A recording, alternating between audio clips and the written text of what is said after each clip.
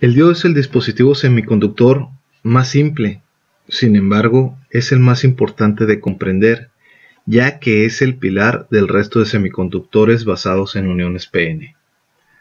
Su nivel de importancia es tal que es pieza fundamental en circuitos rectificadores, para convertir corriente alterna a corriente directa, dobladores de nivel, en la elaboración de compuertas lógicas, fabricación de LEDs, reguladores de voltaje, entre otras aplicaciones. Vamos entonces a visualizar y entender cómo es que el diodo funciona.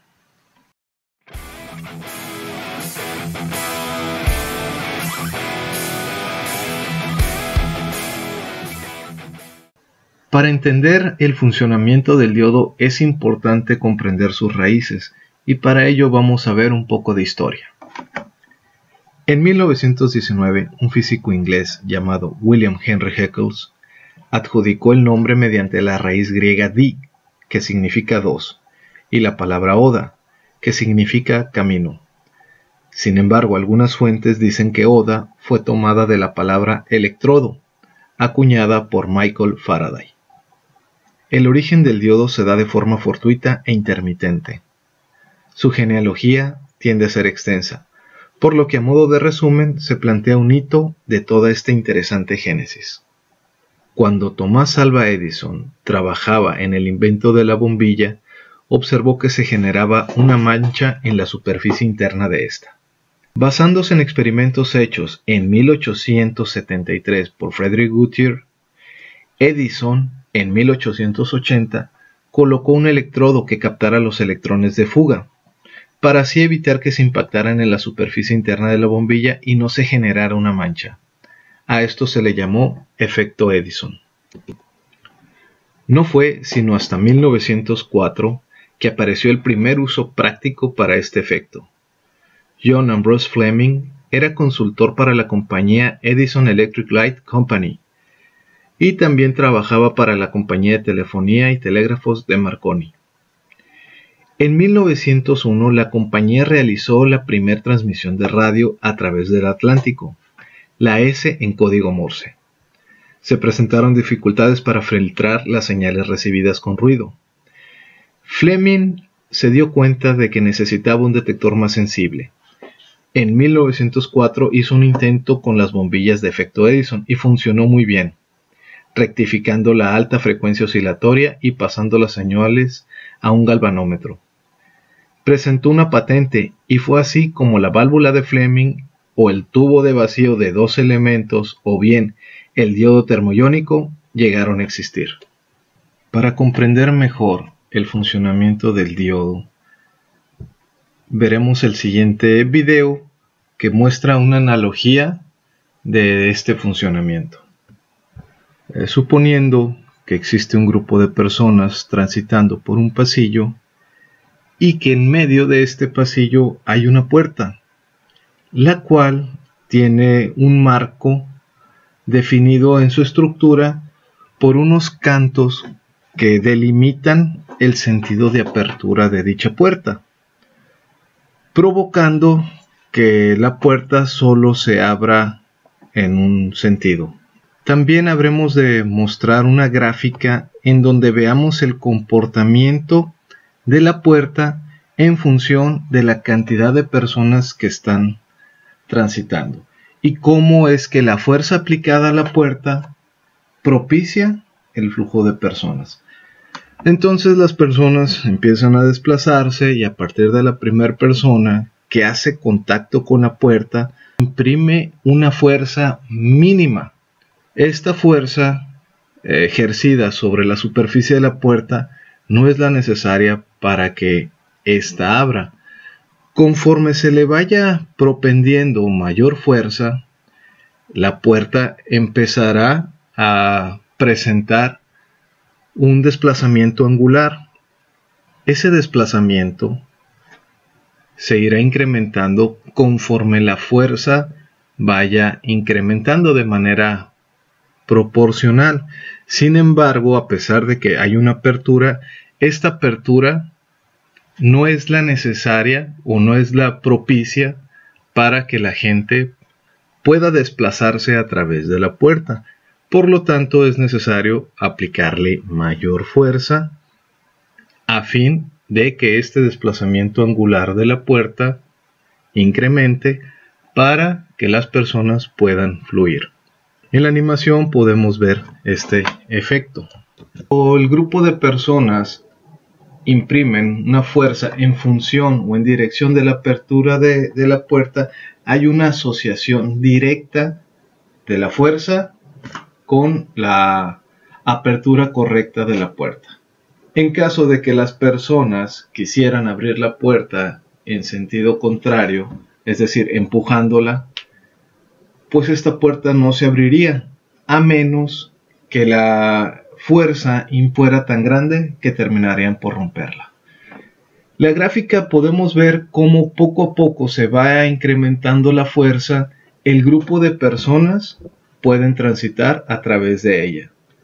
Y de esta manera, de forma gráfica, podemos interpretar el comportamiento de la puerta con respecto a las personas y la fuerza que se le imprimió. En ausencia de un voltaje de polarización aplicado, el flujo neto de la carga en cualquier dirección para un diodo semiconductor es cero. Es decir, si la polarización o bien la fuente de voltaje presente es nula, por consiguiente no existirá corriente en ninguna dirección de este diodo. Ahora bien, tratando sobre la condición de polarización directa, la cual se presenta cuando el voltaje de la fuente es mayor de cero y no igual a cero, entonces tenemos una condición en la cual el diodo semiconductor tiene polarización directa cuando se ha establecido la asociación tipo P y positivo y tipo N y negativo, tal y como se muestra en el diagrama. De esta manera será posible que se presente la existencia de una corriente en el diodo. La condición de polarización inversa, que es cuando el voltaje de la fuente es menor de cero, entonces tenemos que existe una corriente bajo condiciones de polarización inversa, la cual se llama corriente de saturación inversa. De momento, de manera genérica o por convención, se dice que cuando está polarizado inversamente, dado que no vamos a estar manejando cantidades de voltaje muy grandes, pues el diodo está polarizado inversamente y no va a existir un flujo de corriente. Es decir, la corriente será cero. Y en el momento en que la corriente sea cero, no habrá voltaje en la resistencia.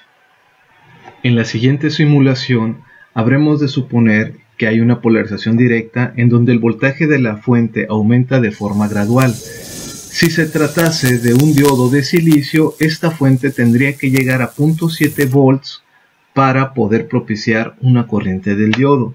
En caso de tratarse de un diodo de germanio, es necesario que el voltaje de la fuente llegue a 0.3 volts para que la corriente exista. Estas gráficas muestran los niveles de voltaje para el diodo de silicio, que es de 0.3 volts en color azul, y para el diodo de silicio el nivel de voltaje debe de ser aproximadamente igual a 0.7 volts para propiciar la corriente del diodo. Este es el símbolo del diodo, un triángulo unido a una línea recta y ambos unidos a sus terminales. La parte del triángulo es el ánodo, corresponde al material tipo P, y la parte de la línea recta corresponde al cátodo, que es la representación del material tipo N.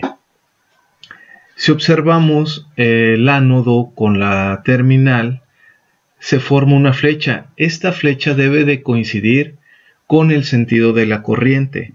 Cuando tenemos estas dos condiciones, se dice que tenemos una polarización directa. Por lo tanto, el diodo podrá adoptar el comportamiento de conductor. Cuando la polarización sea inversa, es decir, el sentido de la corriente vaya en oposición a la flecha formada por el ánodo, entonces tendremos una polarización inversa y el diodo adoptará la postura de un aislante. En la imagen se puede apreciar la curva característica del diodo, en donde en el primer cuadrante tenemos el diodo en polarización directa. Una vez que llega a su voltaje de polarización o a su voltaje de umbral, se propicia el flujo de cargas. Sin embargo, en el tercer cuadrante podemos ver en color rojo que la corriente de fuga es asintótica a la recta del eje del voltaje. Y esto nos lleva a deducir que esa corriente es muy pequeña, del orden de los micros a picoamperes. Sin embargo, el voltaje de ruptura Zener es el voltaje el cual nos va a indicar cuándo se llega a su nivel máximo de tolerancia de este diodo. Y una vez que este diodo llegue a ese nivel, va a existir una ruptura o bien un voltaje Zener, como se le conoce, y va a propiciar el flujo de cargas en sentido inverso. La ecuación general del diodo que describe el comportamiento de la gráfica antes mostrada es el siguiente. ID es igual a I0 por E elevado a la QVD sobre MKT menos 1, donde lo que es la razón de diseño del diodo establecido por Q sobre MKT va a ser un factor que vamos a estar utilizando constantemente, y a manera de simplificación se le asigna una cantidad misma que se obtiene de evaluar los componentes de esta razón, por lo que la razón de diseño del diodo es aproximadamente 39. Entonces, retomando la ecuación y sustituyendo Q sobre MKT por CD, y a su vez sustituyendo CD por 39, tenemos que la corriente del diodo es aproximadamente la corriente de saturación por E elevado a la 39 VD menos 1. No es extraño encontrar en bibliografías que está sobre redondeado este valor de 39 y lo ponen en 40. Pero, muy bien, para profundizar en el funcionamiento del diodo, ya que sabemos que una vez que ha sido polarizado directamente funciona como conductor y cuando es polarizado inversamente funciona como aislante, necesitamos entender en un circuito simple las gráficas de los voltajes, el cual está comprendido por dos resistencias, uno de 50 ohms y uno de 100 ohms, y una fuente de voltaje de 3 volts. Por medio de divisor de voltajes obtenemos que el voltaje en la fuente de 50 ohms es de 1 volt y el voltaje en la resistencia de 100 ohms es de 2 volts. Y la gráfica que me describe estos niveles de voltaje está presente en la imagen. Aquí vamos a considerar un lapso de tiempo suficiente como para poder describir que no hay variación de voltaje. Muy bien, comprendido esto, vamos a ver el primer caso de polarización directa. Y en la imagen podemos ver un circuito polarizando el diodo de manera directa, lo cual propiciará la existencia de una corriente y a su vez habrá una caída de potencial en la resistencia. Al graficar esto podemos observar que el nivel de voltaje en la resistencia es de 4.3 volts. Esto considerando que se trata de un diodo de silicio, el cual necesita de aproximadamente 0.7. Sin embargo, haciendo un redondeo por cuestiones de convención y considerando que es puntualmente 0.7 volts, entonces el voltaje en la resistencia es la diferencia del voltaje de la fuente y el voltaje utilizado para que se considere un conductor este diodo. Por lo tanto, el voltaje será de 4.3 y en la gráfica podemos ver representados estos valores. En el siguiente caso tenemos un efecto restrictivo por parte del diodo, ya que este está polarizado inversamente. Lo podemos ver en el efecto que tiene la fuente de voltaje o el la terminal positiva de la fuente de voltaje que está con la terminal negativa del diodo. Esto hace que el diodo se comporte como aislante, restringiendo el flujo de cargas. Al no haber una corriente, como consecuencia no habrá un voltaje en la resistencia presente. Y en la gráfica podemos ver los niveles representados en color rojo, 0 volts, y en la línea punteada azul, los 5 volts de la fuente de voltaje. Ahora bien, en un tercer caso, tenemos el circuito anterior, pero ahora lo que giramos o invertimos es la fuente de voltaje. Podemos observar que el sentido de la corriente o la flecha que se utiliza para representar el flujo de cargas va en el sentido de la flecha que se forma con el símbolo del diodo. Esto nos lleva a concluir que hay una polarización directa, trayendo como consecuencia que el diodo se comporte como conductor. Al ser un conductor, va a existir un flujo de cargas. Este flujo de cargas traerá como consecuencia una caída de potencial en la resistencia. Y en la gráfica podemos ver la representación de los voltajes existentes en la fuente y en la resistencia. En el circuito anterior, ahora lo que se invierte es la polaridad del diodo. Podemos observar que el sentido de la corriente se opone a lo que es la polarización del diodo. Trae como consecuencia una polarización inversa. Esto hace que el diodo tenga una operación restrictiva con respecto a las cargas, trayendo como consecuencia una nula caída de potencial en la resistencia. Y en la gráfica podemos ver estos efectos. Finalmente, a modo de conclusión, se hace una simulación gráfica del diodo donde podemos observar que introduciendo datos en la ecuación general del diodo podemos obtener una gráfica mostrada en color azul. Dentro de esta gráfica visualizamos que mientras el diodo no llegue a su nivel mínimo necesario de polarización, va a tener una resistencia que tiende a infinito, es decir, va a actuar como aislante. Una vez que se llega a ese voltaje mínimo necesario, o bien una fuerza capaz de generar la conducción, entonces la resistencia será prácticamente nula, actuando entonces como conductor. Como se mostró en la ecuación general del diodo, existen efectos de la temperatura en el funcionamiento de este, donde la temperatura puede tener un marcado efecto sobre las características de un diodo, en el cual la corriente de saturación inversa será casi igual al doble en magnitud por cada 10 grados de incremento de temperatura.